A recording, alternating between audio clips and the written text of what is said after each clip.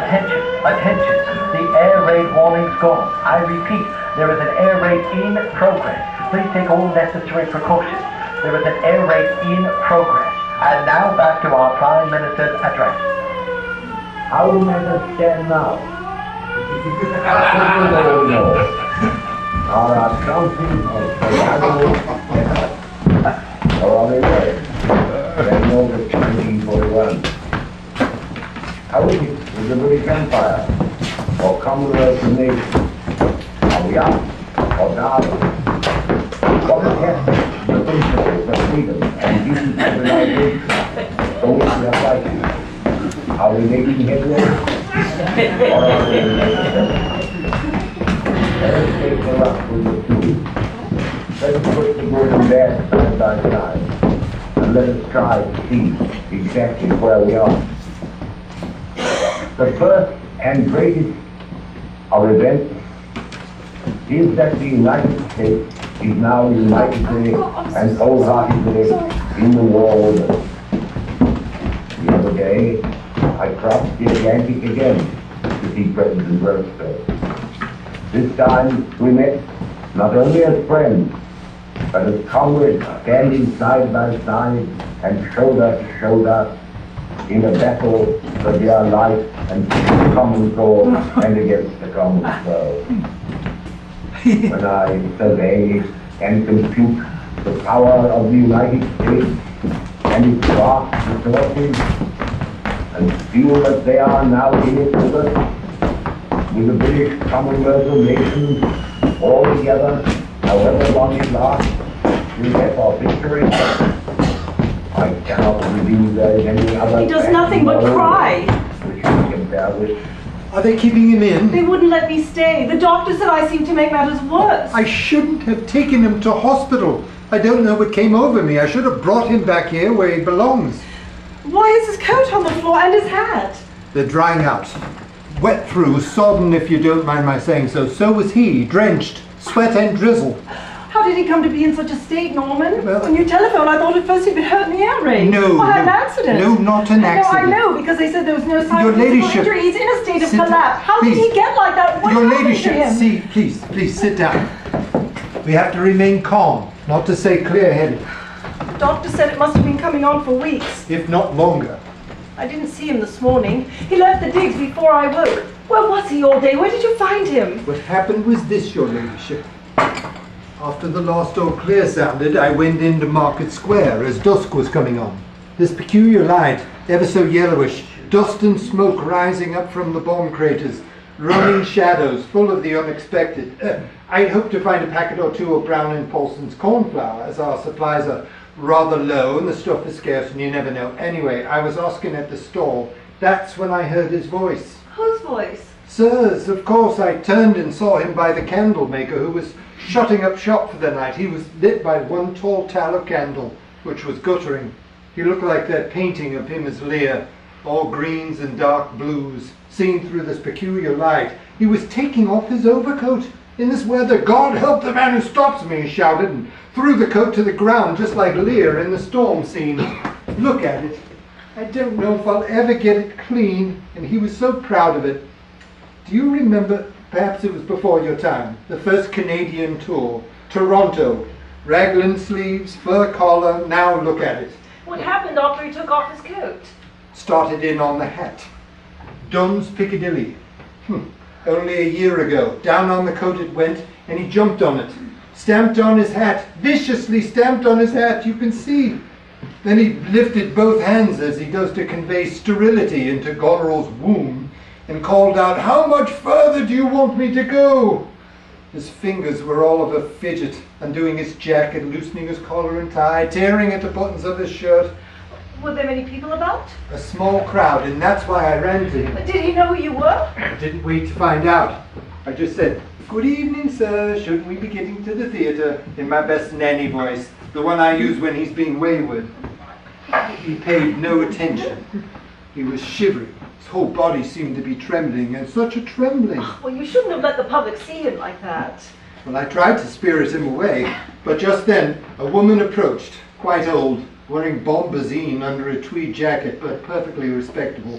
She picked up his clothes and wanted to help him dress. Oh, I just stood there amazed, utterly amazed. He said to the woman, "Thank you, my dear, but Norman usually looks after me. I'd be lost without Norman." I thought to myself, "This is your cue, Ducky," and I said, "I'm Norman, I'm his dresser." The woman, she had her hair in curlers. Oh, took his hand and kissed it and said, "You were lovely in the Corsican Brothers." Oh, he looked at her a long while and smiled sweetly, you know the way he does when he's wanting to charm, and said to the woman, "Thank you, my dear, but you must excuse me. I have to make an exit," and he ran off. He said I have to make an exit? So of course I went after him, fearing the worst. I didn't know he could run so fast. I just followed a trail of discarded clothing, jacket, waistcoat, and thought, we can't have Sir doing a striptease round town. But then I found him, leaning up against the lamppost, weeping. Without a word, hardly knowing what I was doing, I took him to hospital. The sister didn't recognize him, although later she said she'd seen him as Othello last night. A doctor was summoned, short, bald, bespectacled, and I was excluded by the drawing of screens. And then you telephoned me. No, I waited. I lurked, as Edmund says. And I heard the doctor whisper, "This man is exhausted. This man is in a state of collapse." And then the sister came out and said, "I must fetch you at once." And that's when I telephoned. That's how it happened. Oh, God, there goes the all clear. What are we to do? In just over an hour, there'll be an audience in this theatre hoping to see him as King Lear. What am I to do? Don't upset yourself for a start. I've never had to make this sort of decision before, any sort of decision before. This morning, our landlady reported something. After breakfast, while I was still asleep, he sat at the dining table writing, she said, or trying to write. But all he did was to crumple up sheet after sheet of paper. And when I came down, I smoothed them out to see what he'd written. My life. My life. The rest of the page was empty. He told me his autobiography would be his only memorial. "Have you written much?" I asked. "Not a word," he said. And then last night after Othello, he said, "What do we play tomorrow, Norman?" And I said, "King Lear, sir." And he said, "Then I shall wake with the storm clouds in my head." Oh. I should have made him rest. The doctor said he'd come to the end of his rope and found it frayed. You should have told the doctor all about the troubles. Oh, no, civilians never understand. That's true. Doctors, just imagine trying to explain to the doctor what Sir's been through. You see, Doctor, he's been trying to recruit actors for his Shakespearean company, but all the best and able-bodied ones are in uniform, and the theatres are bombed to bits as soon as you book them. Not to mention the trouble this week with Mr. Davenport Scott. Doctors, he'd have had his hypodermic rampant before you can say as you like it. That's all they know, hypodermics. What's the latest on Mr. Davenport Scott? If you don't mind, I'd rather not discuss Mr. Davenport Scott with a lady. I'll tell Madge all about it when she comes in. Suffice to say that he will not be making an appearance this evening. There's no alternative. We'll have to cancel. No, your ladyship, cancellation's ever so drastic. He's ill. There's no crime in being ill. It's not high treason, not a capital offence, not desertion in the face of the enemy. He's not himself. He can't work. Will the world stop turning? Will the Nazis overrun England? One Lear more or less in the world won't make any difference. Sir always believes it will. Who really cares whether he acts or not? There's bound to be someone. I never imagined it would end like this. I've always thought he was indestructible. This will be the first time we've ever had to cancel it. I want to go to hospital. No. I want to sit with him and be with him and try to give him comfort. I can usually make him smile. Perhaps when he sees me. They wouldn't even let me stay.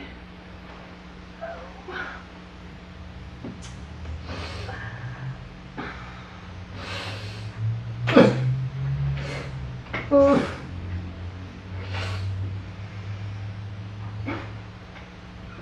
16 years. I wish I could remember the name of the girl who got me into all of this. Motherly type she was. Small parts, players cast. I can still see her face clearly. I can see her standing there, platform 2 with crew. a Sunday. I was on platform 4. Norman, she called. What was her name? We'd been together in Outward Bound. Help with wardrobe I did. Understudied Scrubby, the steward. That's all aboard a ship, you know. Lovely first act. We're all dead, aren't we? And I said, yes, sir, we're all dead, quite dead. And he says, how long have you been, you know? And I say, me, sir? Oh, I was lost young. And he says, where are we sailing for? And I say, heaven, sir, and hell too. They're the same place, you see. Lovely. Anyway, Norman, she called. Ooh, what was her name? She joined Sir very hoity-toity, I thought, all tiaras and blank verse, while I was in panto, understudying the Ugly Sisters. Both of them. Are you fixed? She shouted at the top of her voice. Well, to cut a story short, Sir wanted help in wardrobe, someone to assist generally, mainly with the storm in Lear. I've told you this before, haven't I? Put me on drum, he did. On the first night, after the storm, while he was waiting to go on for No, You Cannot Touch Me for coining, Sir called me over. My knees were jelly. Were you on drum tonight, he said. Yes, sir, I said, fearing the worst. Thank you, he said, you're an artist. Didn't sleep a wink. Next day he asked if I'd be his dresser. Madge, you can always tell she walks as if the band were playing Onward Christian Soldiers. Any further developments? Well, we'd better see the manager. Perhaps you ought to come with me. Please, your ladyship, let's not rush things. Let's take our time. There's no alternative. Madge is right. He's in hospital. We can't play King Lear without the king. We have to make a decision. Forgive me, your ladyship, but it's not a decision you have to make, it's the right decision. I had a friend, before one's face was lined, as the saying goes, in a very low state he was, ever so fragile, a pain to be with. You once say from him on top of a bus stop. If you happen to sit next to you, he'd give you the ABC of unhappiness between bus stops. Someone close to him, his mother, I believe, though it was never proved, understandably upset, made a decision. A little rest, she said, with those similarly off-centre, she said, in Colwyn Bay, never a good date, not in February, wrapped in a grey rug, gazing at a grey sea. Talk about bleak. Mother dear made a decision, but it was the wrong decision. My friend never acted again. We have to face facts. I've never done that in my life, your ladyship, and I don't see why I have to start now. I just want things to be lovely. No pain, that's my motto. But things aren't lovely, Norman. They aren't if you face facts. Face facts. It's facing the company I worry about, poor lambs. What'll happen to them? And the customers? There was a line at the box office this afternoon. If 4 elderly spinsters constitute a line, you need to give them their money back. They've likely had enough disappointment in life as it is. It's no good, sir, talking about service and responsibility and struggle and survival, and then you go cancel the performance.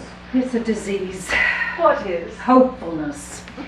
I think we should discuss this in private. I'll be in my room.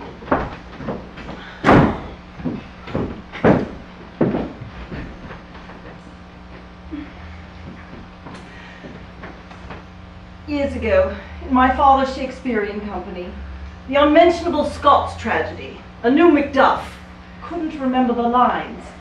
My father should have sacked him at the end of the first rehearsal, but no, my father said, he'll know it. He never did. Oh, that's the Scots tragedy. Everyone knows that's the unluckiest play in the world. That's one superstition I believe in absolutely. That play would turn a good fairy wicked. In the fight scene, the man couldn't remember the fight. He thrust when he shouldn't have and sliced my father's face across. The right cheek seized up in a lopsided grin. The only part left to my father was Caliban. It's not the same thing. I'll be in Madge's room if I want to. Don't decide yet, your ladyship. Let me go to hospital. Let me see how he is. You never know. I do know. I realize now I've witnessed a slow running down. I've heard the hiss of air escaping. We'll call the company together at 1:30. I'll tell them that tonight's performance is cancelled. That the engagement is to be ended. Good evening, sir. Good evening, Norman. Good evening, Pussy. So, why are there? My name is on the door. Did the doctor say you could leave? Doctors, executioners. Did you know what he told me? A short, bald butcher, El Dulce, in a white coat. You need a rest, he said. Is that all? When a doctor tells you you need a rest, you can be certain he hasn't the slightest idea of what's wrong with you. I discharged myself. Telephone the hospital. Do not telephone the hospital. Norman, will you leave us, please? I'll see Madge until there is an alternative. You're fit for nothing. Please, Pussy, don't. Cancel the performance. Can't. Mustn't. Won't. Then take the consequences. When have I not? The doctors promised you'd be kept there. They tried to inject me. They couldn't hold me down. Where have you been all day? Don't tell me you found a brothel in this town. I can't remember all I've done. I know towards evening I was being pursued, but I couldn't see who the villains were. Then the warning went. I refused to take shelter. I'm accustomed to the blasted heath thackwood smell, eyes watering. Wherever I went, I seemed to hear a woman crying. Suddenly, I had a clear image of my father on the beach near Lowestoft, plans in his hands, inspecting the boats his men had built. An actor, he said, never! You will be a boat builder like me! But I defied him and lost his love. Father preferred people to cower, but I had to chart my own course. I decide when I'm ready for the scrapyard, not you. I and no one else. I! The woman you heard crying was me. Norman! Norman! Norman! Norman, I want you by me. Sir. Norman, don't Yes, sir. leave my side, No, Norman. sir. I shall want help. Norman. Yes, sir. Madge! Dear! You speak to him. He doesn't hear a word I say. He's obviously incapable. There. You look exhausted. That's what I call tact. Are you sure you're able to go on He tonight? wouldn't be here if he wasn't, would you, sir? How long have you been with me, Madge, dear? Longer than anyone else. How long? 20 years, nearly 20 years? Have I ever missed a performance? No, but and you've never been ill. I only want what's best for you. What's best for sir is that he's allowed to get ready. Ready, yes, I must get ready. Ready for what? Excuse me, your ladyship, shouldn't you be getting ready too? I can't bear to see him like that. Then best to leave us. I've had experience of these things. I know it has to be done.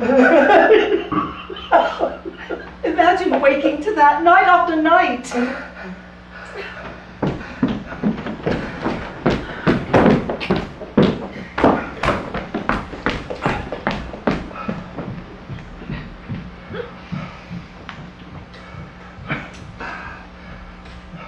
Right. Shall we begin at the beginning? Good evening, sir. Good evening, Norman. And how are you this evening, sir?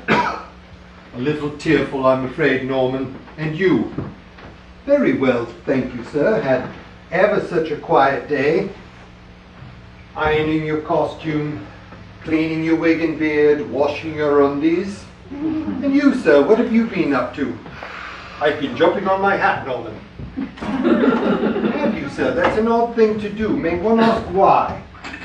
Why what, Norman? Why we've been jumping on our hats, sir. Not much fun for me, this conversation. Not much fun for you either, I suspect. So, are we going to sulk all evening? Are we going to speak to our servants? I do wish you'd stop crying. Shall we play I Spy? I spy with my little eye something beginning with A. I know you won't guess, so I'll tell. A is for actor, and actors have to work, and actors have to put on their makeup and change their frocks. And then, of course, actors have to act. Zoons, madam, where dost thou get that knowledge? From a baboon, sir, that wandered wild in Eden, or words to that effect. Tell you what, have a nip, break the rule, have a little brandy. Little brandy won't harm, said the surgeon to the undertaker's widow.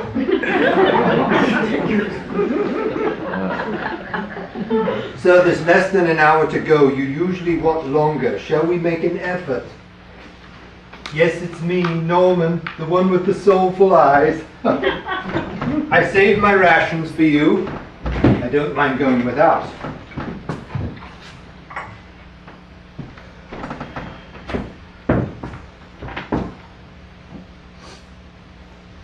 Drink up, it's tea, not rat poison.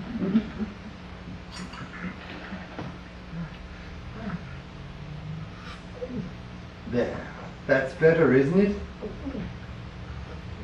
Isn't it? Would you like a Vicky? I saved one from the mayor's reception in Bridlington. No? Why don't you have one, Norman? Thanks very much, I think I will.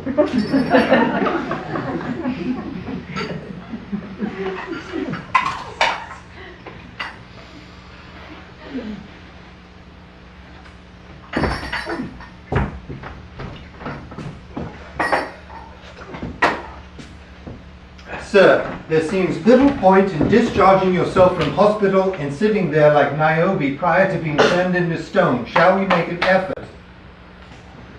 Let me, that's what I'm here for.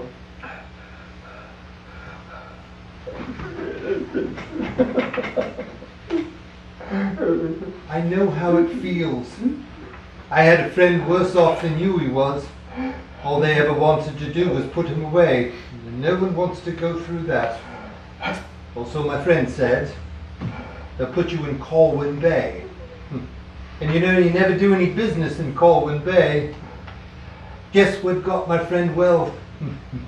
An offer of work. A telegram, fancy. Yeah, a telegram. Would you understudy Scrubby, outward bound, start Monday? Discharged himself, just like you, my friend, did. Took the train up to London, found digs in Brixton, and never looked back. Offer of work. What do you make of that? Meant someone had thought of him, and that's ever such a comfort. Oh, and here's something to cheer you up. It's going to be a full house. All those people thinking of you and wanting you to act. Really, a full house. Shall we make a start?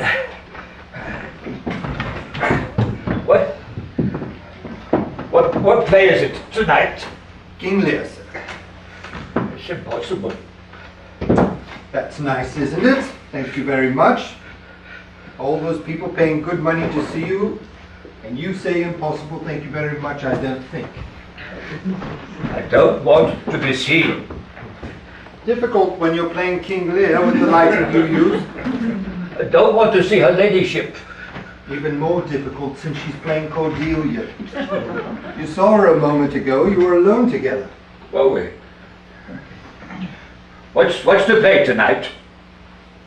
King Lear, sir. Madge was wrong. She often is. I have been here before. Did you ever see me in the Corsican Brothers? Alas, no, sir. Before my time. I went down with double pneumonia.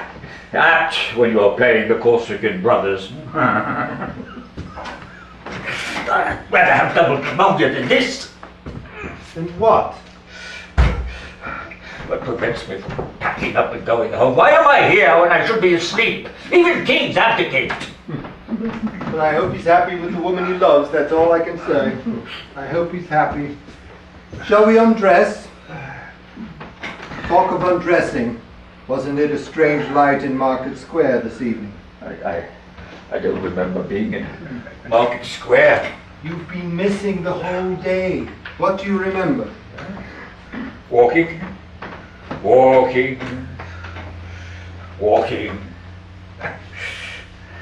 If only I could find a good, catchy title. I think my life a little plain, don't you? Still stuck, are we? Oh, I wrote a little today. 2 or 3 sides of an exercise book. But I can't find a title. We'll think of something. See if it's still in my coat. And my reading glasses.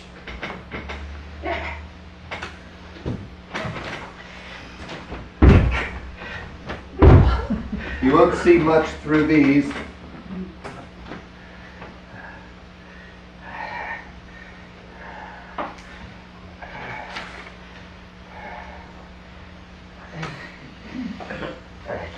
I thought I'd written today. Hey, look for me.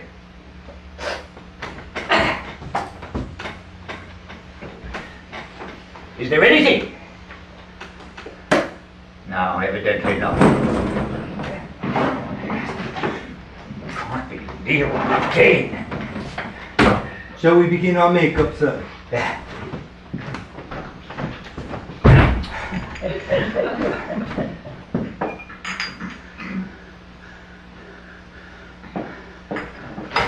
Where's my hat? I'm getting out of here. I'm not staying in this place a moment longer. I'm surrounded by vipers, betrayal on every side. I am being crushed. The lifeblood is draining out of me. It's more than I can bear. Norman. Sir. Norman. If you have any regard for me, don't listen to him. Who? More. I can't give any more. I've nothing more to give. I want a tranquil senility. I'm a grown man. I don't want to go on painting my face night after night wearing clothes that are not my own. I am not a child dressing up for charades. This is my work, my life's work. I'm an actor. Who cares if I go out there tonight or any other night and shorten my life?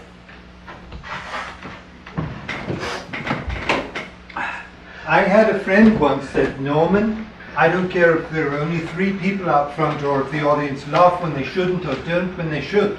One person, just one person is certain to know and understand, and I act for him.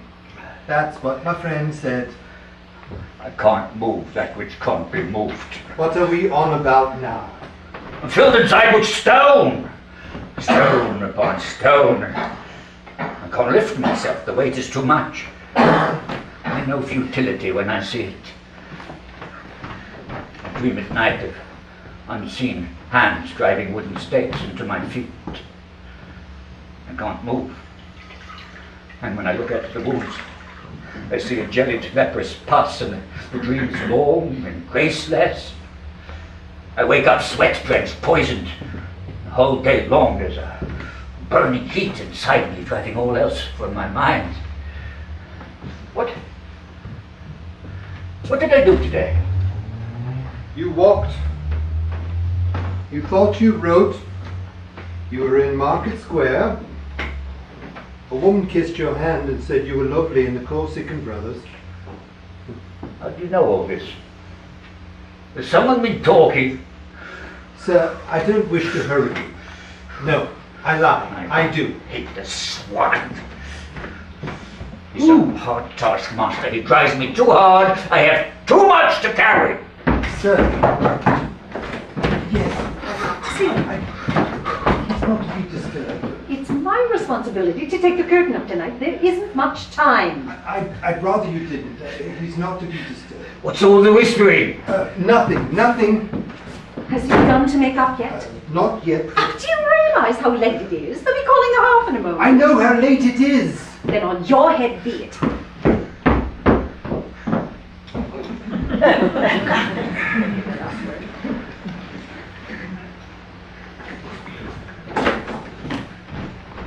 Who was that? Only Madge to say everything is running like clockwork.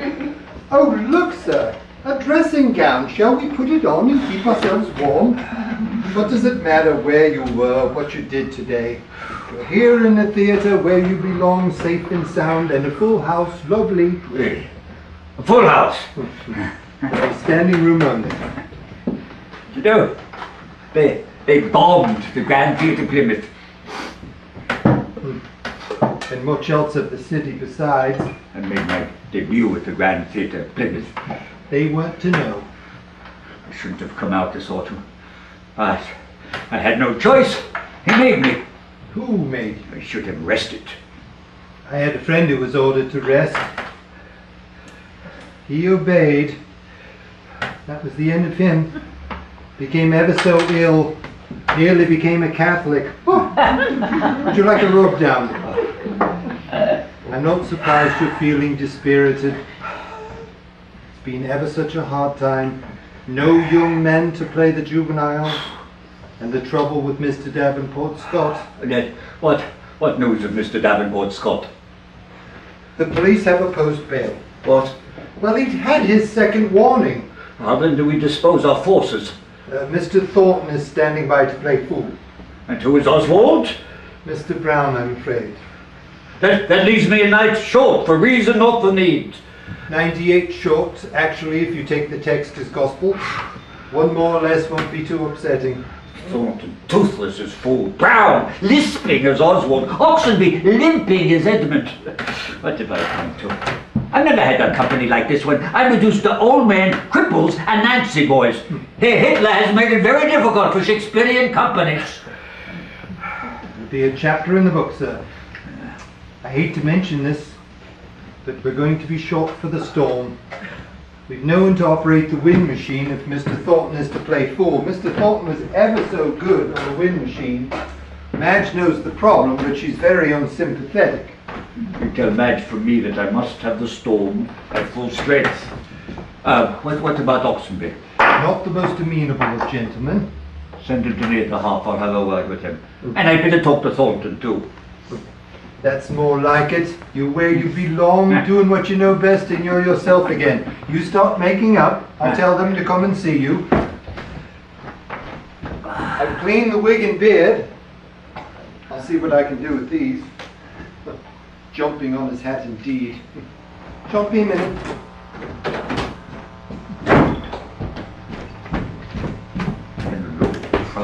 Gloucester. Meantime, we shall attend our dogger purpose.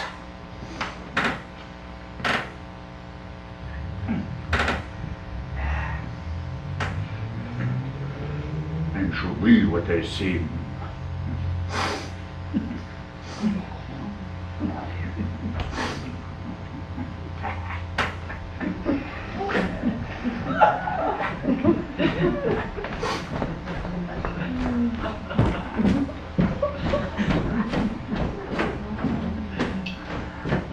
Oh, no, sir, not Othello! Oh. Oh. The lines of fowls. Up on your shore, down on your lawn. Do we have a date for it? Struck the puppeteer to renew the strings. The straw's escaping at the seams. Straw from a scarecrow I scattered down stage left.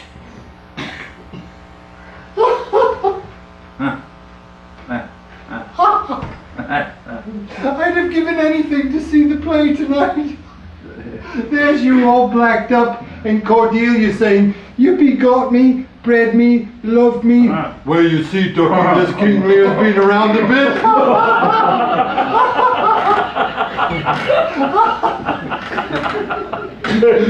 We used to have a game when I was with Benson.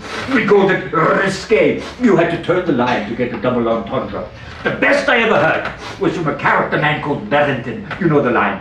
What? 50 of my followers at the club within a fortnight? Yes, I know the line and the story. Well, one day, on the train call between Aberdeen and Liverpool, a journey I recommend as punishment for deserters, Barrington came out with, what? 50 of my followers with the club within a fortnight?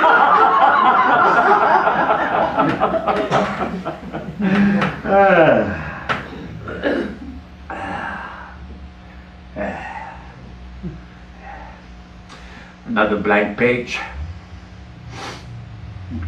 The time has come, if you don't mind my saying so, sir, to stop waxing poetical, wax a bit more practical. Who? Irene. Enter! With a triple crown. Good evening, my child. Good evening, sir. Oh, well. Thank you, sir. You come for the Triple Crown. Yes, sir. Polish it well. I like it gleaming. Yes, sir. And return it to me well before curtain up. I like it on my head by the quarter. Yes, sir. And when I've used it on stage, see that it's returned to my room after the interval. She has done it before, sir. I like to be certain. It is my child. Yeah. Pretty young thing, aren't you? Thank you, sir.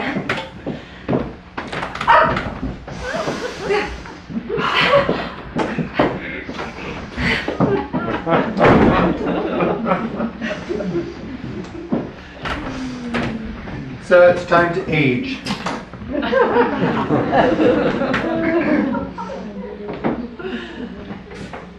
They're all the same color. Which stick do I use? I can't see the color. Start with the eyebrows. Eyebrows. Yes, sir. You soap the eyebrows.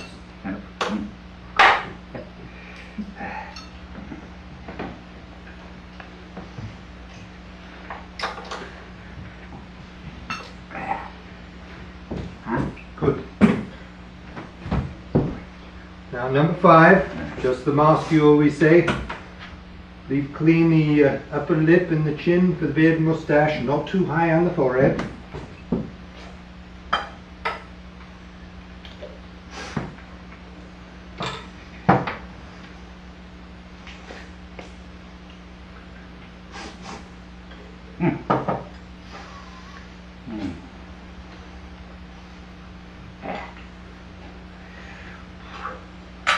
In a Pythagorean future life, I should certainly take up painting.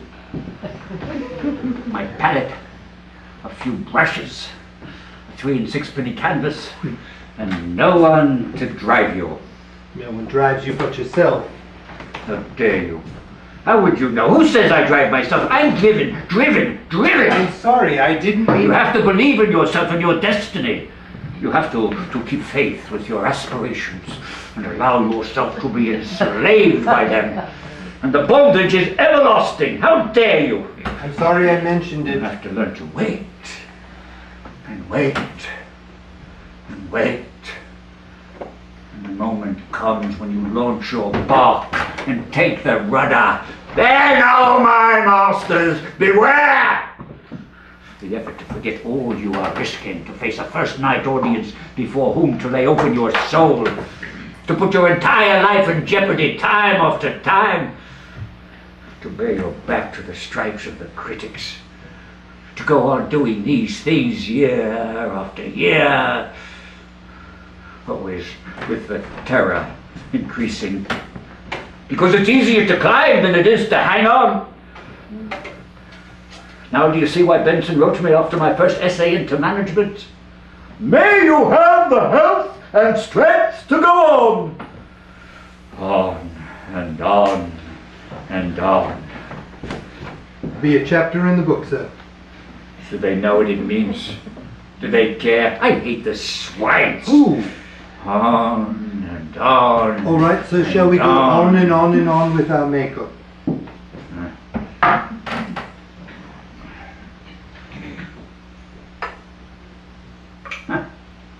There was a time I had to paint in all the lines. Now I merely deepen what is already there. What now? How is he? He'll be all right if he's left in peace. I want to see with my own eyes. He is not to be disturbed. What about the other studies? He knows all about it. Everything is in hand. The manager wants to know if he should let the house in. Tell him yes. You realize now there's going to be an audience out there. It'd be silly going through all this if there wasn't. Will he be ready on time? Will he be well enough? Yes!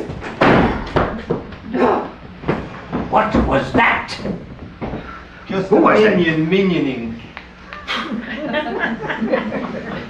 Too many interruptions.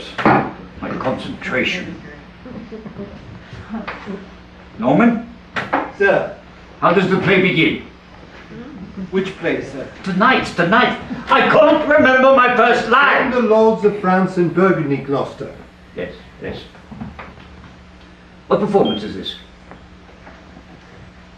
Tonight will be your 227th performance of the part, sir. 227 layers, and I can't remember the first line. We've forgotten something, if you don't mind my saying so, sir. We have to sink our cheeks.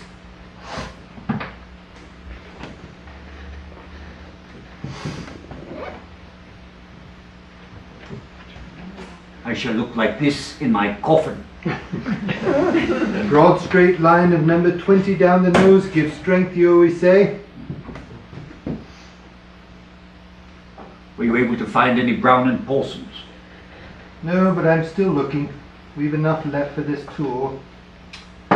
Now we mix the white hard varnish with the little surgical spirits, don't we? I know how to stick on a beard. Been at the Pictor for over 40 years and steered my own course for over 30. I think I don't know how to affix a beard and moustache. You overstepped the mark, boy. Don't get above yourself.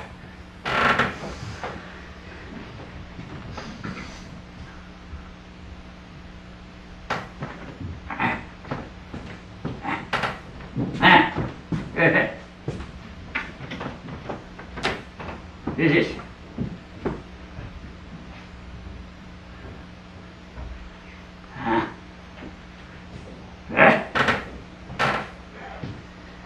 I shall want a rest after the storm scene. I know, there's no need to tell me.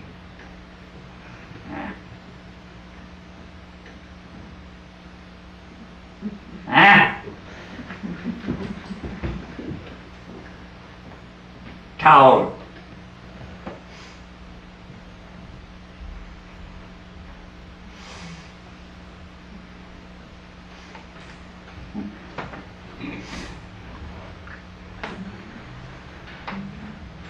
Something's missing. What's missing? I don't want to get above myself, sir. But what about the wig?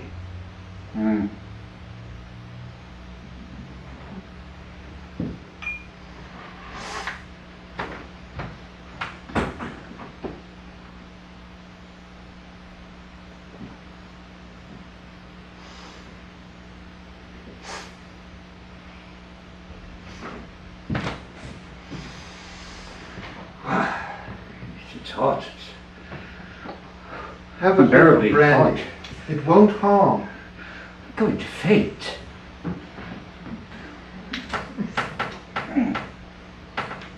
Sir, don't give up now. Not now. Not now. Let's highlight our lines.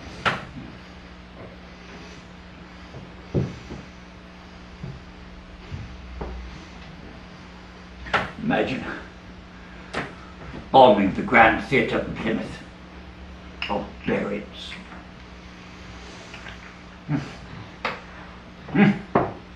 I shall give them a good one tonight. Norman, Sir, what's the first line again? All this clitter-clatter, chitter-chatter. attend the lords of France. Put it from my head! You must keep silent when I'm dressing. I have work to do. Work! Hard bloody labor. I have to carry the world tonight, the whole bloody universe. Sir. I can't remember the first line. 100,000 performances behind me? And I have to watch you for the first line? I'll take you through it. Take me through it. Nobody takes you through it. You're put through it. Night after night, and I haven't the strength. You're a fine one, I must say. You of all people, you disappoint me if you don't mind my saying so, sir. You who say self-pity is the most unattractive quality, on stage or off. Who have you been working for all these years? The Ministry of Information? Struggle and survival, you always say. Struggle and survival. Well, we all bloody struggle, don't we? I struggle. You think it's easy for me. Well, I'll tell you something for nothing, it's not easy. Not the struggle, neither the struggle nor the bloody survival. The whole world is struggling for survival. Why can't you? My dear Norman, I seem to have upset you. I apologize. I understand we cannot always be strong. There are dangers in covering the cracks. Never mind covering the cracks. What about covering up the wig joint.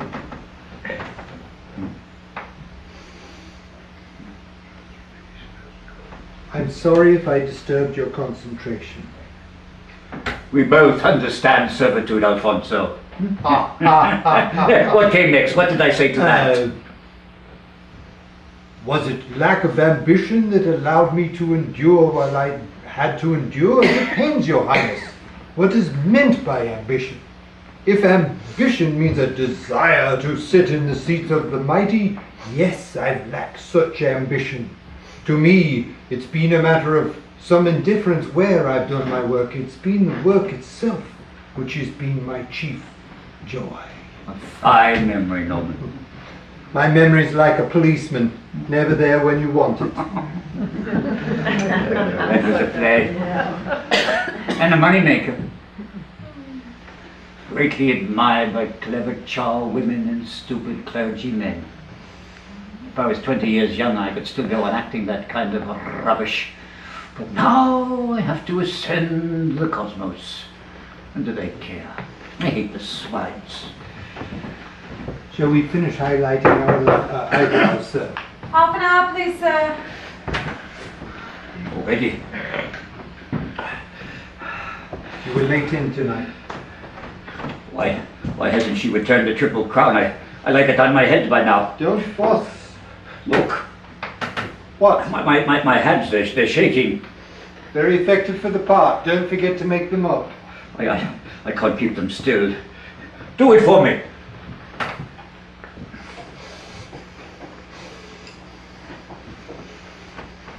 Look, must be infectious. Oh.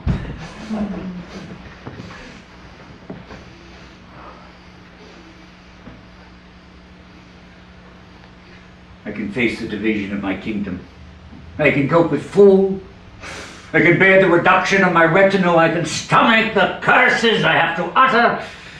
I can even face being whipped by the storm. But I dread the final entrance. To carry on Cordelia dead. To cry like the wind. Howl, howl, howl. To lay her gently on the ground. To die. Have I the strength? If you haven't the strength, no one has. You're a good friend, Norman. Thank you, sir. What would I do without you? Manage on your own, I expect. You'll be rewarded. Pardon me while I get my violin. Don't mock me. I may not have long. My father used to say that. Lived to be 93, he did. May still be alive for all I know.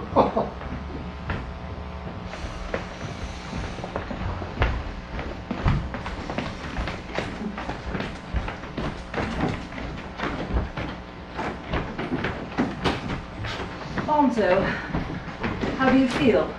A little more myself, Pussy. You see? Once he's assumed the disguise, he's a different man. Egads, madam, that has the porcupine wit. And you're sure you're able to go on? On and on Oh, and please on. don't start that again. Pussy, I thought it was the black one tonight. My dear. Shall I fetch the cloak and tie it on as usual? Yes. As usual. Mr. Thornton and Mr. Oxenby are waiting outside to see you. Shall I ask them to come in? I don't want to see Oxenby. He frightens me. Mind you, he's the best Iago I've ever had or seen. And I include that 4'6" pops, Sir Arthur Palgrove. That's more like the sir we know and love. Arthur Palgrove. He went on playing Hamlet till he was 68. There were more lines on his face than steps to the balcony. I saw his leer. I was pleasantly disappointed. Sir Arthur Palgrove. Who advises His Majesty? Answer me that. You're a miracle worker, Norman. Thank you, your ladyship. Here's a piece of chocolate for you. Thank you, your ladyship. It'll be all hands to the pump tonight, Norman. A small part of the service, your ladyship. Thank you.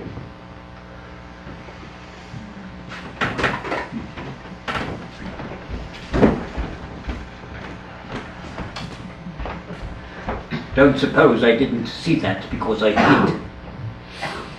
There are thousands of children in this beloved land of ours, scavenging the larders for something sweet. And if only they came to me, I could tell them of the one person in England who has an inexhaustible supply of chocolate. It is I who have to carry her on dead as Cordelia. It is I who have to lift her up, carry her in my arms. Thank Christ, I thought, for rationing. But no, she'd find sugar in a sand dune. Sir, shall I show the actors in? I don't want to see that. Sir, you have to see the actors. Mr. Thornton. Mr. Thornton to see you, sir.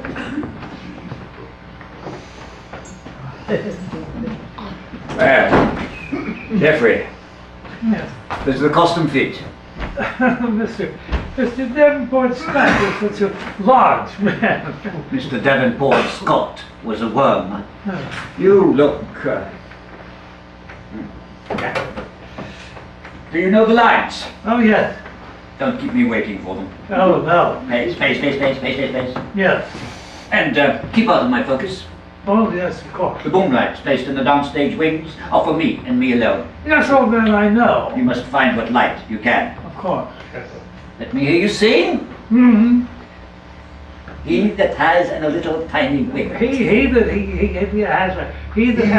has a little tiny wit. Yes.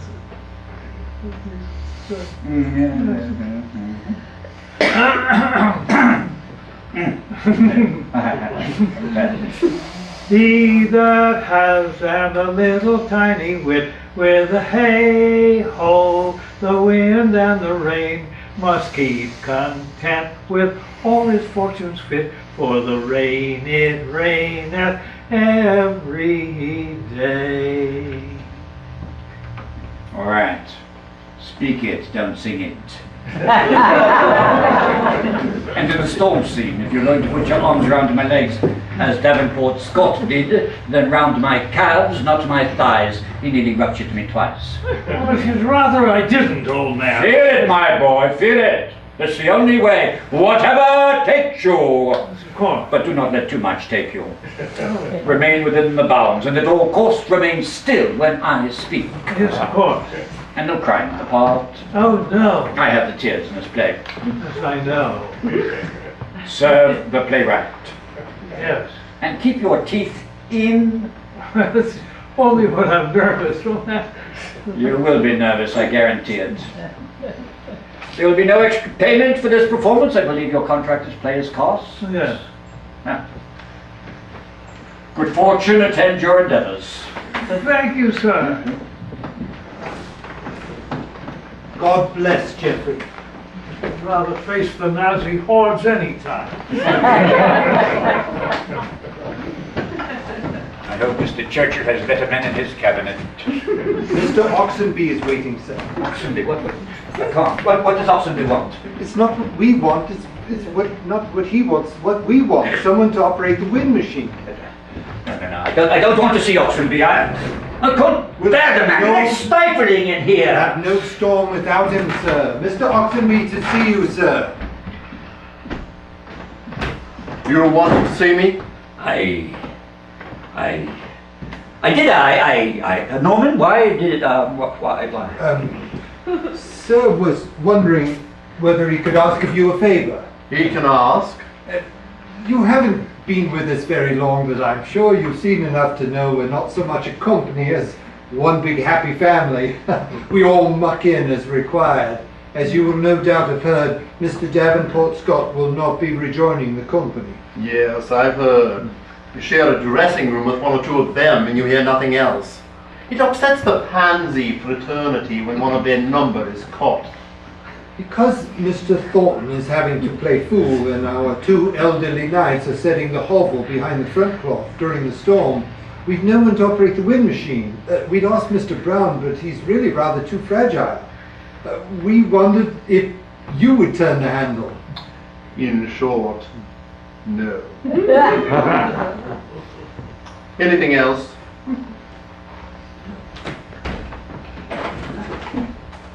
Has he read my play yet?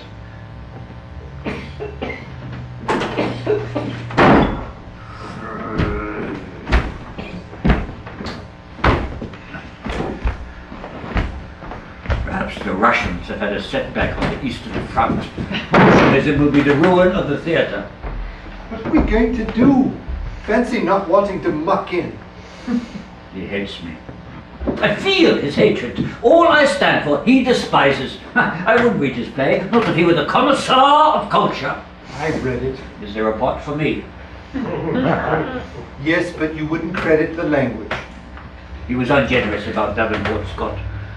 I hold no grief for buggers, but where's the man's humanity? A fellow author's brought low and in the sands cannot be cause for rejoicing. I can see exactly what Oxenby is up to. He's writing plays for critics, not people. Oughtn't we be quiet for a bit, sir? Where's the girl with the triple crown? Don't fuss. Quarter of an hour, please. A few minutes late. Yes, Triple Crown. I'm sorry, the girl I read. The quarter, I can't. I'm not ready. Tell them to go home. Give them their money back. I can't. I hate this one. I can't. I can't. What are you saying? Do you want the performance cancelled? No, he doesn't. How does it begin? For your own good. How does it begin? You'll never get through it. He will. How does it begin? Get out. He'll be good and ready when the curtain goes up. We've run out of time. There's 20 minutes yet. We'll go up late if necessary. Leave me in peace. I can't remember the lines. Norman, how does it begin? He hath been out 9 years, and away he shall again. The king is coming. Attend the lords of France and Burgundy, Gloucester. Attend the lords of France and Burgundy, Gloucester. I shall, my liege. Yes. Meantime, we shall express our darker... Meantime, we shall express our darker purpose. Give me the Don't map tell me, then. don't tell me, I know it. I'm not for it if I need it. I have played the part before, you know. Meantime, we shall express our darker purpose. Yes. Give me the map there. Give me the map there. Don't tell me. Don't tell me. What do I fear? Wrong. Know that we have divided... Myself? There's none else by. True, I talk of dreams, which are the children of an idle brain. Wrong play, wrong play. I will move stones. I will condone. That's in some another measure. wrong play. I pray you all, tell me what they deserve that do conspire my death with devilish plots of damned witchcraft, and that have prevailed upon my body with their hellish charms. Can this corpse own the vasty fields of France? Men should be what they seem. My name's Macbeth. I have lived Oh, long enough. sir, now look what you've gone and done. What? Go out, you quoted the Scots tragedy. Did I? How did I? Oh, Christ! Turn around 3 times. 1, 2, 3. Knock. Enter. Swear. Piss potch!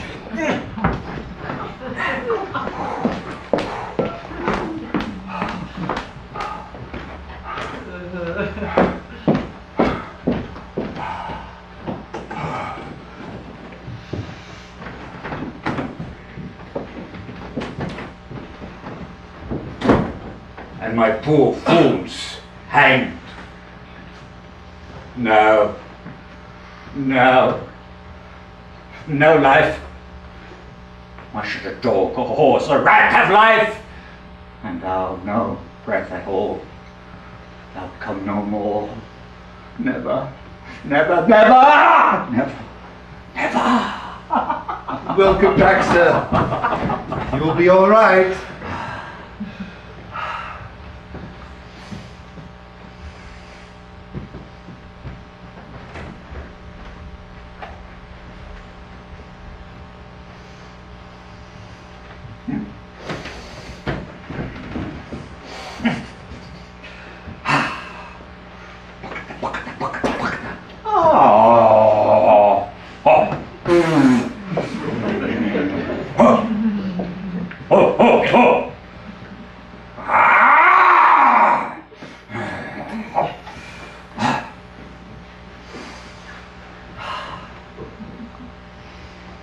Struggle, Bonzo.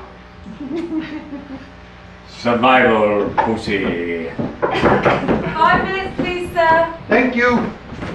Let us descend and survey the scene of battle.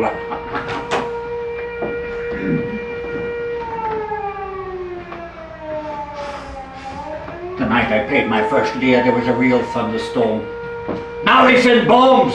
How much more have I to endure? We have to speak Will Shakespeare tonight, and they will go to any lengths to prevent me. I shouldn't take it so personally, sir. Bomb! Bomb!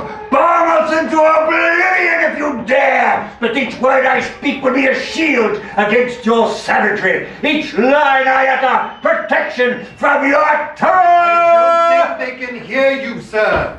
Swines! Barbarians! Sir, just as we were winning. Perhaps it's timely. He can't go on. Look at him. Madge! Norman! Sir. Get me down to the stage. By Christ, no squadron of fascist Bolsheviks will stop me now! Do as I say!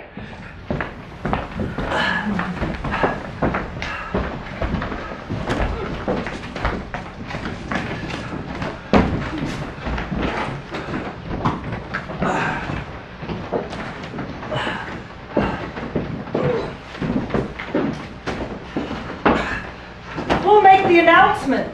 Davenport Scott, of course. Oh dear, Mr. Davenport Scott isn't here tonight. Everyone else is in costume. You there, Norman? Me, sir? Oh, no, sir, I can't appear. You, Norman? But sir, I shall never remember what to Don't say. argue! I've given my orders. I have enough to contend with. But sir, Do it! I'm not equipped. Why can't I stop shaking?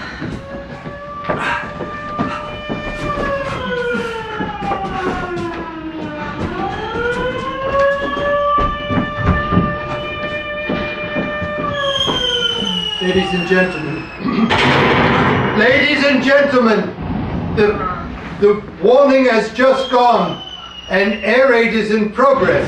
We shall proceed with the performance. Will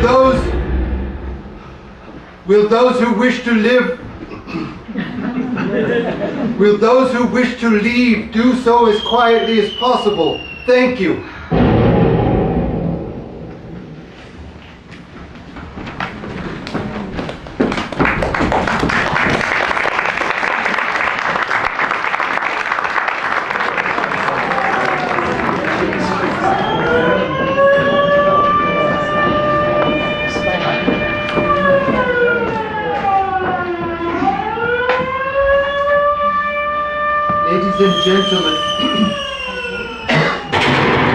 Ladies and gentlemen, the warning has just gone and air raid is in progress. We shall proceed with the performance. Will those who wish to live, will those who wish to leave do so as quietly as possible? Thank you. Stand by. Stand by. House lights to half. Cue drum. House lights out. Cueing grounds. Cue drum roll. Stand by on stage. Go elects. And curtain going up.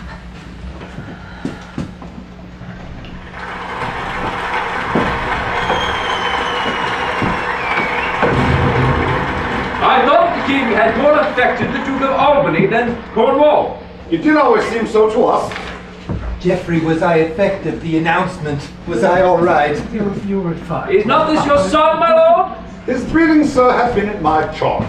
I've so often blushed to acknowledge him that now I am praised to it. Your ladyship, was I all right? I cannot conceive you.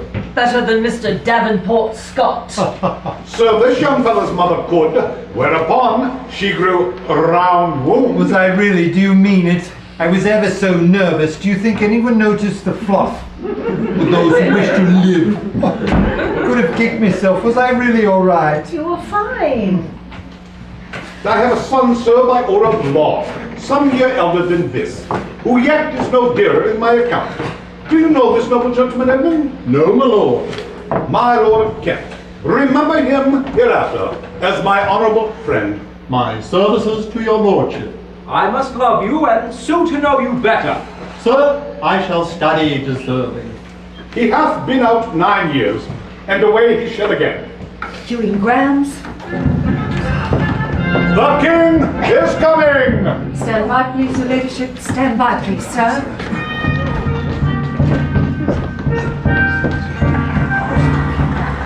Cue the drums, sir. Stand by, sir. Queuing the king's fanfare. Sir, it's your cue. Her ladyship has entered. Quite a nice round, too. Now it's your turn. Come along, sir. See, what did I say? The king is coming! Sir, you're on. I implore you, you're on, you're on. Methought I saw the king. Me thought so too. Sir, Mr. Oxenby is having to extemporize. Methought I saw him. His procession form. 100 knights as escort. Somber they looked. Their muted colours have atoned with the bleak heathen, which is our kingdom. The king, my father, was methought behind me. From our vantage distance, I ahead, as is our custom. Perchance he rested, for age has not the spring of youth. Sir, the natives are getting restless. Cue the fanfare again. Ah, methinks I see the king. No, I was mistook. My lord, with thy consent, I shall to his majestic side, there to discover his royal progress. Is he coming or isn't he? Yes. I am assured, my lord, the king is coming. Cue the king's fanfare again. Attend the lords of France and Burgundy, Gloucester. It's a full house, sir. Cue the knight, cue the knight. Go on. Enter, for God's sake.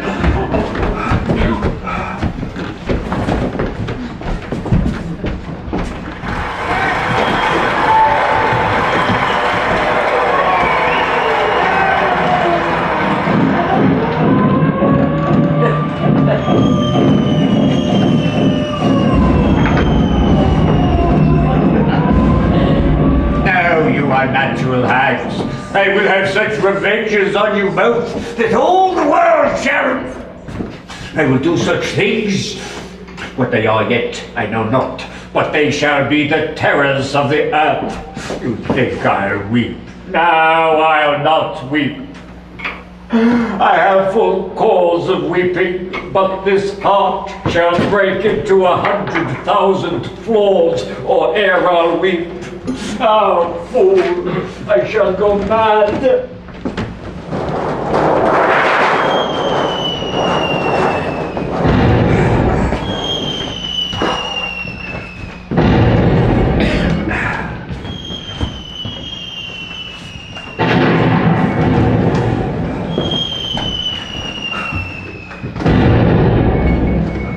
For confirmation that I am much more than my Aunt Wall, open this purse and take what it contains.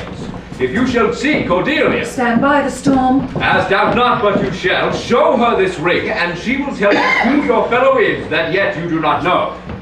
Fie on this storm! I will go seek the king. Give me your hand. Have you no what to say? Swines! Just when you need them, they run away! Few words, but to effect more than all yet. That when we have found the king, in which you're playing that way, I will this. He that first lights on him, holla the other. Go, storm. Wind! And drag your cheek! Rain!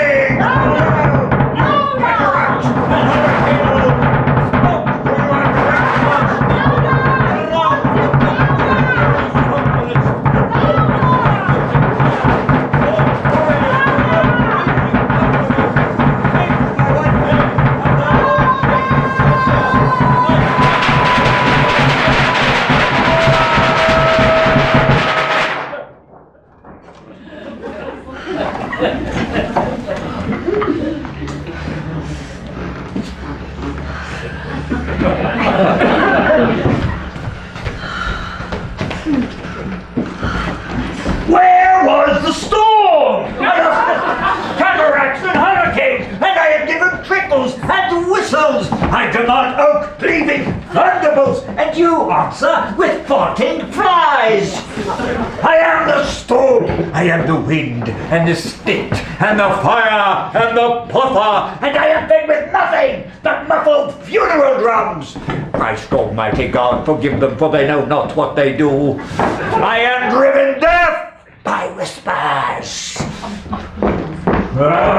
Norman, you have thwarted me. I was there, within sight. I had only to be spurred upwards, and the glory was mine for the plucking, and there was naught. Zero. Silence. A breeze, a shower, a collision of cotton wool, the flapping of butterfly wings. I want a tempest, not a drizzle. Something will have to be done. I demand to know what happened tonight to the storm. I'm pleased you're pleased. I've never known you not complain when you've really been at it. Tonight, one could say without fear of contradiction, you were really at it. Rest now. You've got the whole interval. Sleep. You've been through it or been put through it, whichever you prefer. You need quiet, as the deaf mute said to the piano tuner.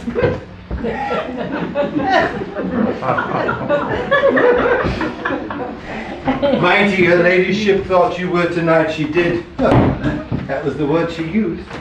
Mighty. Of course, I cannot comment on the storm scene. But I did hear, oh reason not the need, tremble making. I've never seen you so full of the real thing, if you don't mind my saying so, sir. Oh, it wasn't Geoffrey agile as fool for a man of his age. Kept well downstage, never once got in your light.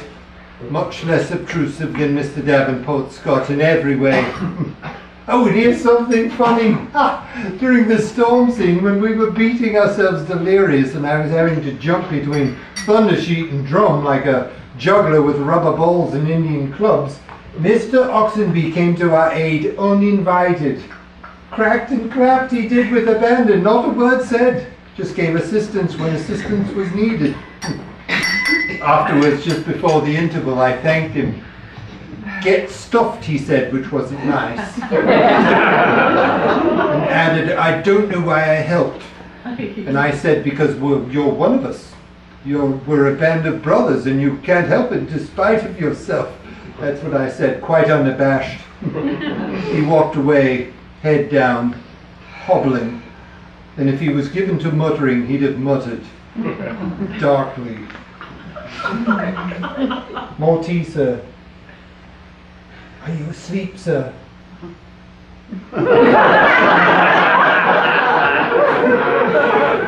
To be driven thus, I hate the swines. Who is it that you hate? The critics? Hate the critics? I have nothing but compassion for them. How can one hate the crippled, the mentally deficient, and the dead?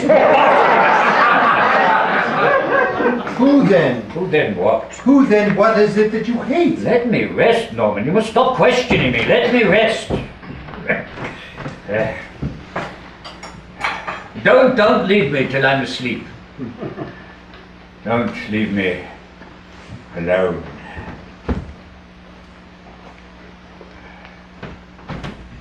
I am a spent force. My days are numbered.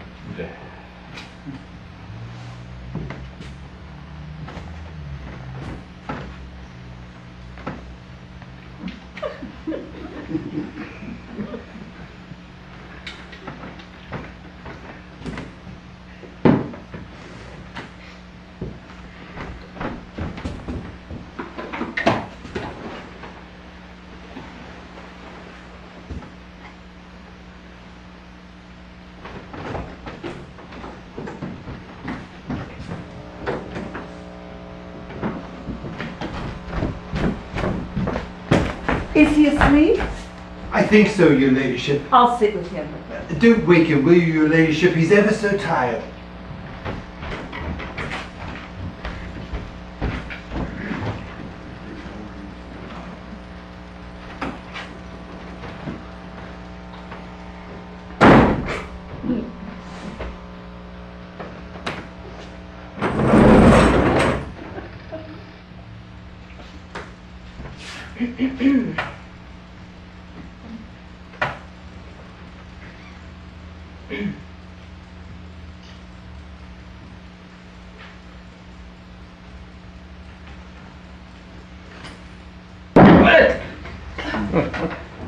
Is it my cue?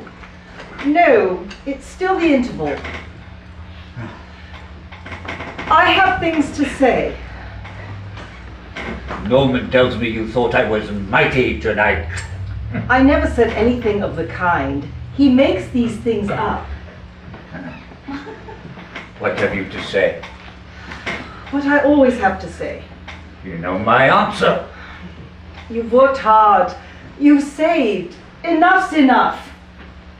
Tonight in your curtain speech, make the announcement. I can't. You won't. I've no choice. Then you'll die. They'll end up a vegetable. Well, that's your affair, but you're not going to take me with you. I am helpless, pussy. I do what I am told. I cower, frightened of being whipped. I am driven. Driven? No. Obstinate? Yes. Cruel? Yes. Ruthless? Yes. Don't. You know where your priorities lie. Whatever you do is to your advantage and to no one else's. Talk about being driven? You make yourself sound like a disinterested stagehand. You do nothing without self-interest. Self, you, alone. Pussy, please, I'm sinking. Don't push me further into the mud. Sir, her ladyship. Fantasies. For God's sake, you're a third-rate actor-manager on a tatty tour of the provinces, not some colossus bestriding the narrow world. Sir, her ladyship. Look at me, donning tights. Look at you. Lear's Hubble is luxury compared to this. I am not well. I have half of Lee's lifetime yet to live. I have to lift you in my arms. I have to howl, howl, howl, yet to speak. Sir, her ladyship. We're a laughing stock. You'd never get a knighthood because the king doesn't possess a double-edged sword. The only honor you'll ever get is when you go on stage and we all bow. I thought tonight I caught sight of him, or saw myself as he sees me. Speaking reason, not the need, I was suddenly detached from myself. My thoughts flew, and I was observing from a great height. Go on, you bastard! I seemed to say, or hearing, go on, you've more to give, don't hold back. More, more, more! And I was watching Lear. Each word he spoke was fresh invented. I had no knowledge of what came next, what fate awaited him. The agony was in the moment of acting, created. I saw an old man, and the old man was me, and I knew there was more to come, but what? Bliss, partial recovery, more pain and death. All this I knew I had yet to see outside myself. Do you understand? Outside myself.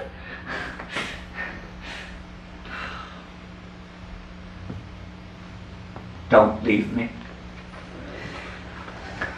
I'll rest easy if you stay. Don't ask of me the impossible. Otherwise, I know in darkness I'll see a locked door. A sign turned in the window, closed, gone away, and a drawn blind. I'll stay till Norman returns. Longer, I meant longer, please, pussy, reassure me, I'm sick. I should have left you in Baltimore on the last American tour. I should have accepted Mr. Feldman's offer, taken the 20th Century West. Feldman didn't think I'd photograph well. Swine. I hate the cinema. I believe in living things. How quickly one's looks go. They haven't built a camera large enough to record me. I wouldn't have minded a modest success. Why they knighted that dwarf Arthur Palgrove, I shall never know. Arise, Sir Arthur, said the king. But sir, I wasn't kneeling. Not once in his whole career did he put a toe outside London. I liked America. I shall never forgive them for what they wrote about me. Act 2 beginners, please, sir. I must rest now, Lucy. I want peace. All you want is to have your cake and to eat it. I've never seen any point in having cake unless one's going to eat it. Everything jolly? Don't you know what knocking is? Please, sir, not in front of her ladyship. I've been mingling. You should hear what they think out there. I've never known an interval like it. Michelangelo, William Blake, God knows who else you reminded them of. Michelangelo? Blake.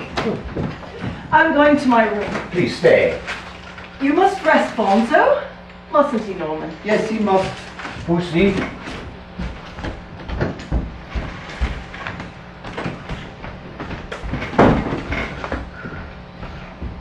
Be gentle with her ladyship.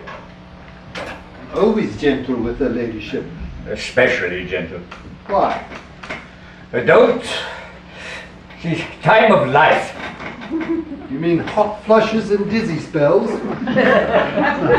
She's become very preoccupied with herself.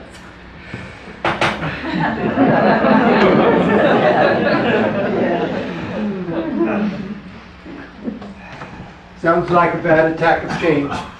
Be gentle. I don't want her hurt. Sleep now. Is there anything else you want? Only oblivion. That'll come sooner or later, and I hope later. I'll wake you in plenty of time so you can enter fantastically dressed in wildflowers. Sleep tight, don't let the fleas bite.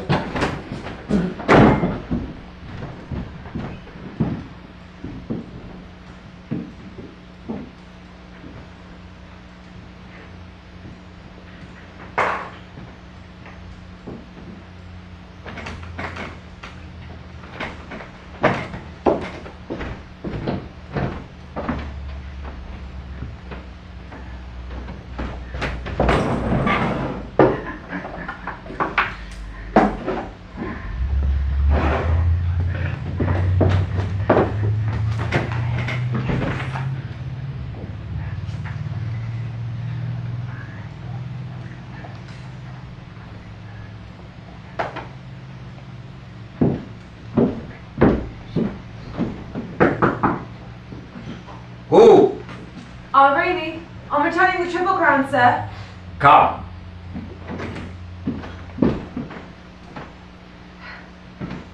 Put it down.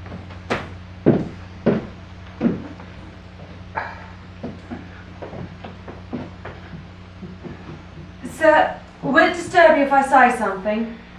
Depends on what it is. I just wanted to thank you. For what? The performance tonight. It's not over yet. I felt honoured to be on the stage. Open that drawer. You will find a photograph of me.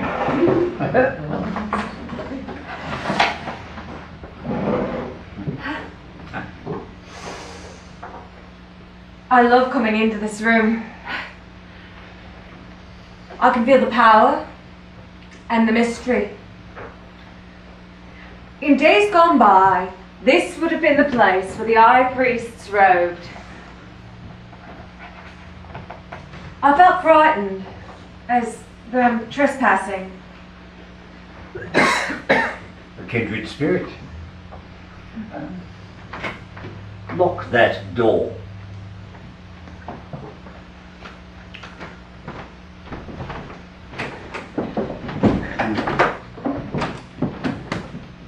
Come nearer.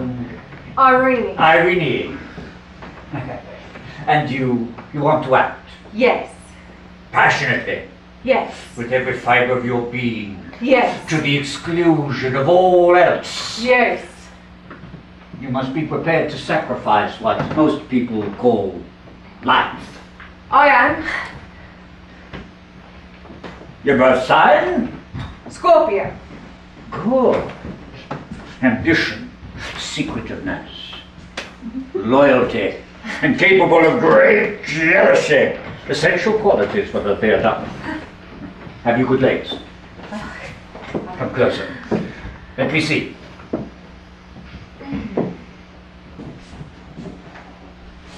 Higher. Too good. All the best actresses have legs like tree trunks. There's not much to you. Such small bones. Are you getting enough to eat? So young. So young. Ah! That's more like it! Too late. Too late.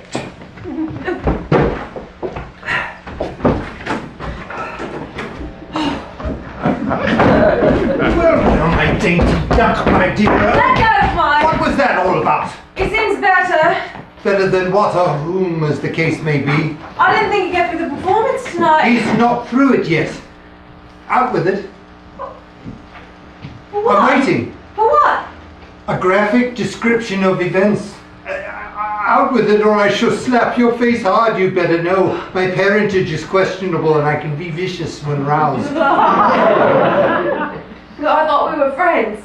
I thought so too, Irene. I shall long remember welcoming you into the company. The prop room, the Palace Theatre, Newark-on-Trent. The smell of sighs and carpenter's glue, the creaking of skips, and you locked in the arms of the Prince of Morocco, a married man. Ever such a comic sight with his tights round his ankles and you smeared black. I said, don't worry, mum's the word, but don't let it happen again. We talked, brewed tea on a paint-stained gas ring. You expressed gratitude. I said, now you're one of the family, and this is how you repay me. What am I supposed to have done? You tell me. About what? About Sir, the governor, the chief, the father, him from whom all favours flow. You know who Sir is, Irene. I'm late. I have to help a ladyship with her armour. A ladyship's armour will keep. Perhaps you didn't hear my question. What did Sir do? I'm not telling you. I'll mark you for life, Ducky. You strike me and I'll tell him. I'll tell Sir, I will. I'll tell Sir. On me, I shake in my boots. I shan't be able to eat my tea. Gadzooks, madam, the thought of it. You telling Sir on me. Ducky in his present state, which totters between confusion and chaos, telling Sir anything at all, would take a louder voice and clearer diction than that possessed by the most junior member of this Shakespearean company. Assistant stage manager, dog's body, map carrier, and company mattress, namely you. You won't be able to tell Sir you'd let him touch your tits at a Thursday matinee in Aberystwyth. Tell Sir. You think I don't know the game? You think I've dressed the rotten bugger for 16 bloody years, nursed him, spoiled him, washed his sweat, sodden doublet and hose and foul underpants, night after night, without knowing every twist and turn of what is laughingly known as his mind? Never mind, tell Sir. I'll tell you. He did something. Something unseen and furtive. Something that gave him pleasure. That's more like. It's more like what, Irene? I have to know all that occurs. I have to know all he does. You lifted me up in his arms. Lifted you up? And I understood. I understood what he meant. So young. So young, he said, and he lifted me up. That's more like it, he cried, and I knew. Cradled in his arms that it was youth and newness he was after. Why do you laugh? I was there, it happened, it's true. I felt it, he was trembling and so was I. Up in his arms, a part of him. That's more like it. And then he lowered me, waved me away, and I ran off. Youth. With my eyes closed, I imagined what it would be like to be carried on by him. Cordelia, dead in his arms. young. It's not a young Cordelia he wants, Ducky. It's a light Cordelia. Light, Ducky, light. Look at yourself. Look at her ladyship. No, you don't understand it. It's you. That's more like it. You're lighter than she is, Ducky. You're not the first to be placed on the scales. How do you think her ladyship got the job? Her ladyship, when a slip of a girl went from Matt Carrier to youngest daughter overnight, I remember it well. That was the tour the Doge of Venice gave Lancelot Gobbo clap. It's not youth or talent or star qualities after Ducky, it's a moderate eater. Oh, we could cope with anything in those days. Turmoil was his middle name.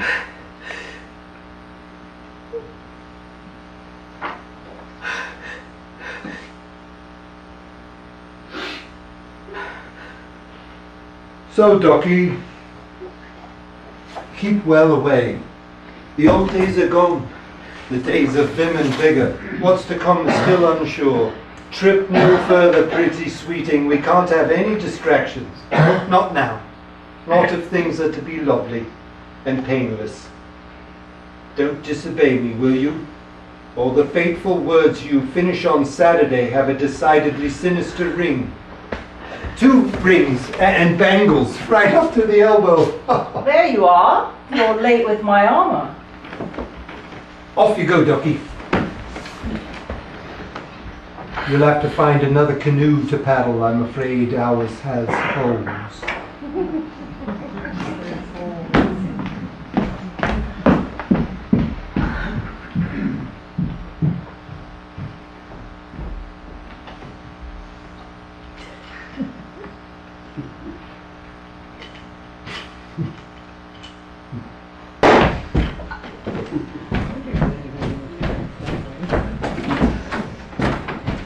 Fantastically dressed in wildflowers.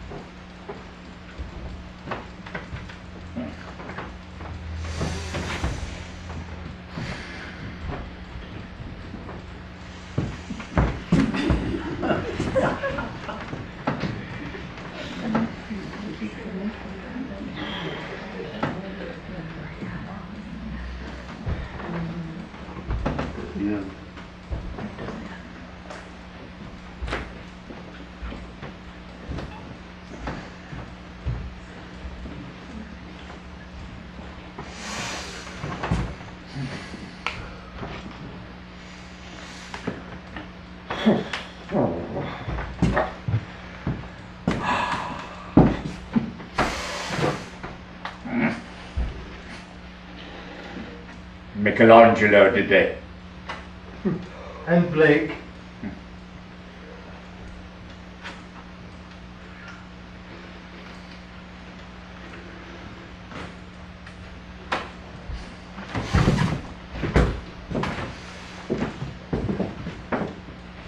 I know what they mean. Moral grandeur. I talked to the girl. She's not as light as she looks. We're none of us strong enough for a change of caste. You cannot be properly paid. In pectora, I name you friend. The debt is all mine, and I shall find a way to repay you. I must settle all my debts. Don't. You're making me tearful. God, your breath smells of stale tights. How much have you had? Not enough. Be your girl. Be your girl. Wrong play, wrong play. I have to wake in bliss. I have to carry on her ladyship. I need you sober. I am sober. Diction perfect. Deportment steady. Temper serene. 'Tis no laughing matter. The final push. I hope you're up to it. And you, dear. What? And you, Leo.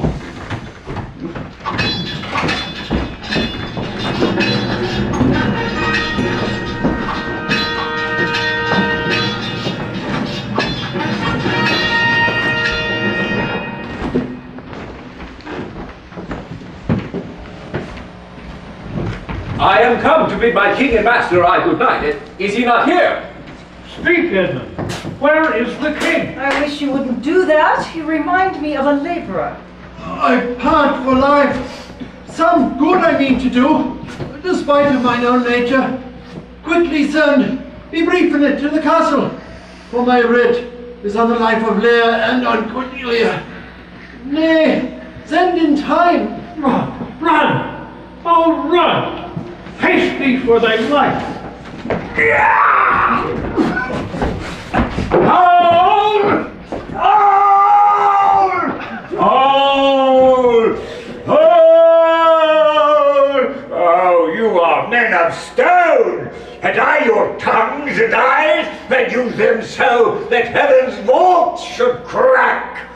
She's gone forever. I know when one is dead and when one lives. She's dead as earth.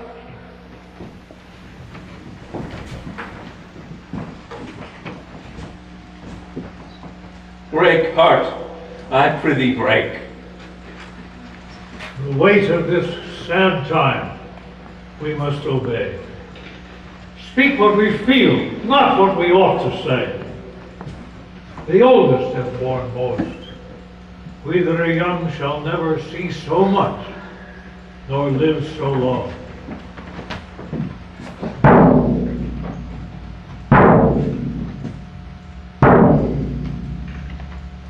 You curtain down.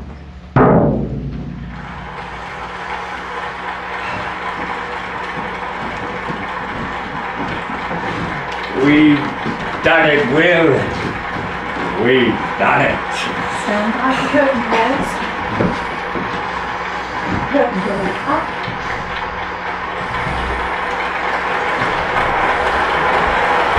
Stand by the curtain walls, sir.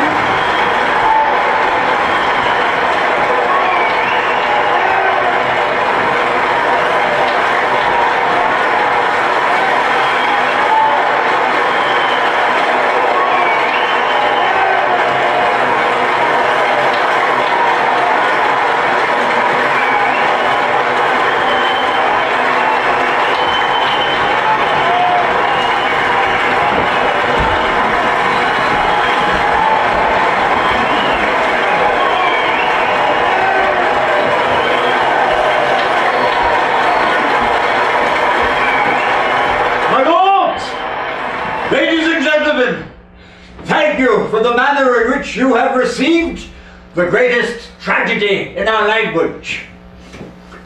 We live in dangerous times. Our civilization is under threat from the forces of darkness. And we humble actors do all in our power to fight as soldiers on the side of right in the great battle.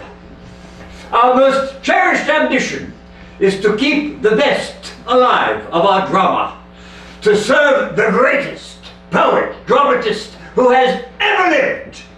And we are animated by nothing else than to educate the nation in his works by taking his plays to every corner of our beloved island.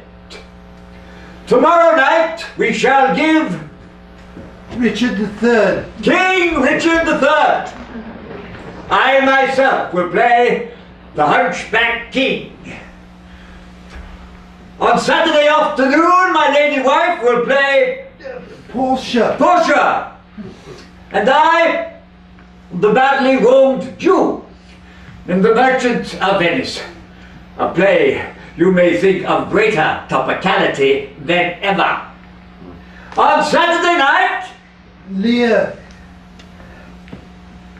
On Saturday night, we shall essay once more the tragedy you have this evening witnessed.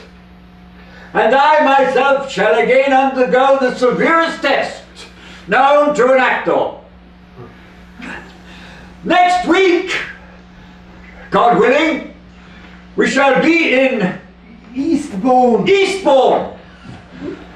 I trust your friends and relatives there will, on your recommendation, discover source for refreshment, as you seem to have done by your warm invitation in the glorious words we are privileged to speak, for the generous manner in which you have received our earnest endeavors.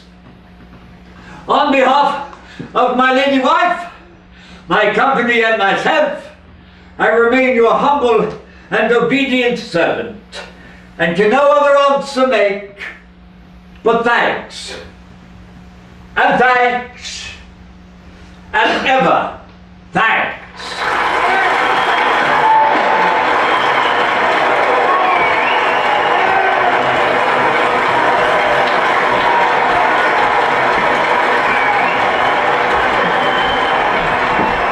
I'm getting weaker. Today I'm weaker than I was yesterday. Tomorrow I shall be weaker still. I gather my strength, but I need more and more strength, and it isn't there. I'm weaker. Weakening. Weakening. I'm at end. Until tomorrow. Tomorrow I'll have to gather myself again. My mind is not my own. I remember so little of what happens. Each day the sea is rougher, the ropes blister my hands. I worry about you. What will you do? As best I can. What is the play tomorrow? Richard III, sir. Again? Who planned this tour? You did. Laboring, bloody slavery.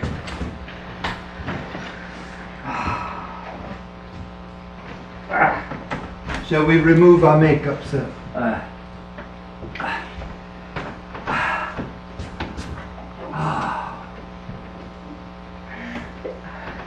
I shall leave nothing.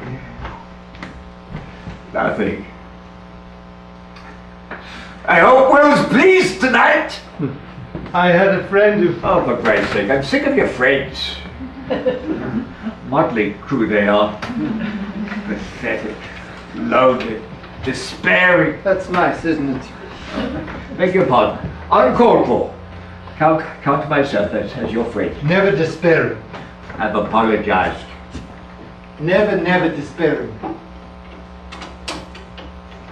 Perhaps sometimes at night or at Christmas when you can't get a pantomime, but not once inside the building. Never. Pathetic, maybe, but not ungrateful, too mindful of one's luck, as the saying goes. No duke is more privileged. Here's beauty. Here's spring and summer. Here pain is bearable. Never lonely, not here, for he today that sheds his blood with me. Soft, no doubt. Sensitive.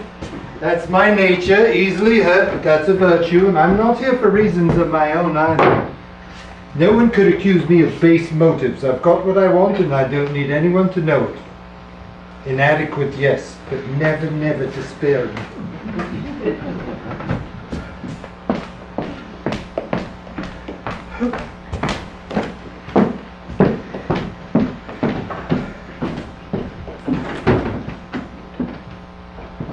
Not started to change yet? I'm a little slow tonight, Pussy. I'm not waiting. I'll go back to the digs, see if I can get a fire lit. I shan't be long.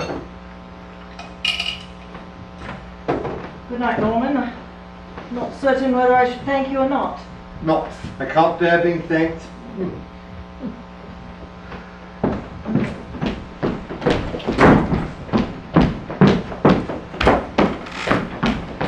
A good woman.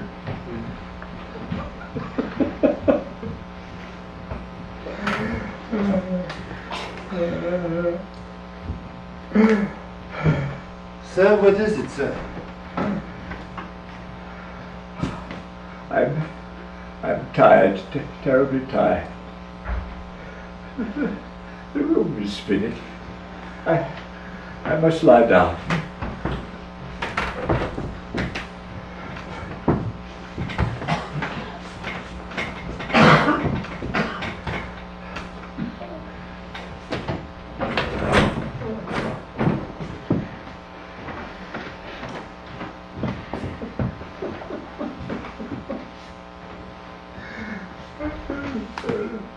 Don't cry, don't cry.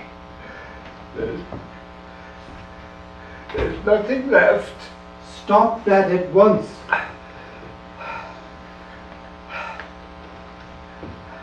I've begun my life. What? Fetch it. The book. I made a star.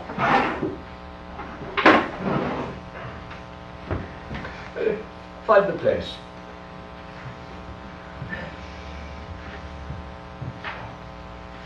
You haven't gotten very far. What did I write? My life. This book is dedicated to my beloved pussy who has been my splendid spur. To the spirit of all actors because of their faith and endurance which never fails them. To those who do the work of the theatre yet have but small share in its glory. Carpenters, electricians, scene shifters, property men. To our audiences who have laughed with us, have wept with us, and whose hearts have united with ours in sympathy and understanding. And finally, oh sir, to the memory of William Shakespeare, in whose glorious service we all labor. My life will have to do.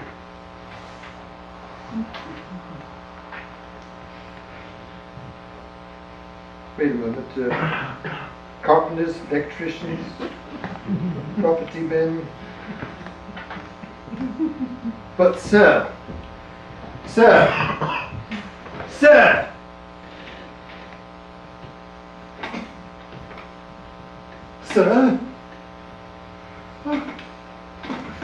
we're not dead, are we?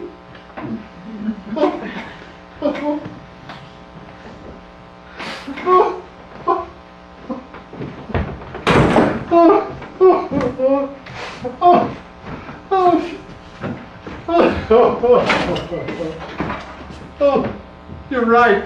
The room is spinning. Madge! A danger ship, anyone!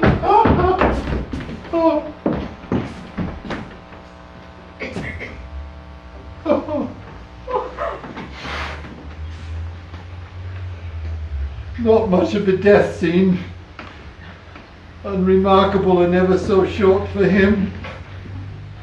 Where's her ladyship? Left before he did. Couldn't wait. I'll get a doctor. Too late for a doctor, Ducky. What's to happen to me? Close the door. Wait outside. You're nothing now, Ducky. He took away your stripes and mine.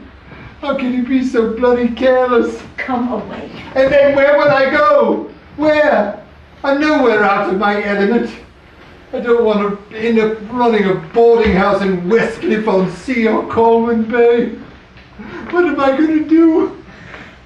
You can speak well of him. Speak well of that old sod. I wouldn't give him a good character, not in a court of law. Ungrateful bastard! Silence, Ducky. My lips are sealed. Get out. I don't want you in here. Holy, holy, holy is it. Are we in a shrine? No pissing on the altar. Stop it. Never once took me out for a meal. Never once. Always a back seat, me. Can't even remember him buying me a drink. And just walks out and leaves me. No thought for anyone but himself. What have I been doing here all these years? Why? Speak well of him? Oh, I know what you'd say, Ducky. I know all about you. I've got eyes in my head. I know what you'd say. We all have our little sorrows. I know what you'd say. Stiff upper, faithful, loyal, loving. But I have only one thing to say about him, and I wouldn't say it in front of you. or her ladyship or anyone. Lips tight shut. I wouldn't give you the pleasure. Or him. Especially not him. If I said what I'd have to say in front of him, he'd find a way of taking it out on me. No one will ever know. We all have our little sorrows, Ducky. You're not the only one. The littler you are, the larger your sorrow. You think you loved him? What about me?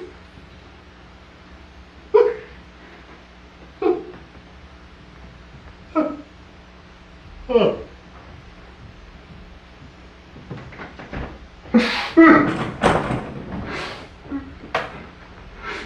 This is not a place for death.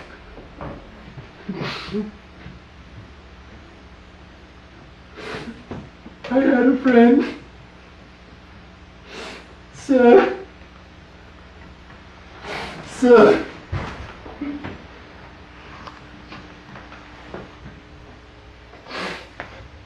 He that has and a little tiny wit, the hay, oh, the winds and the rain.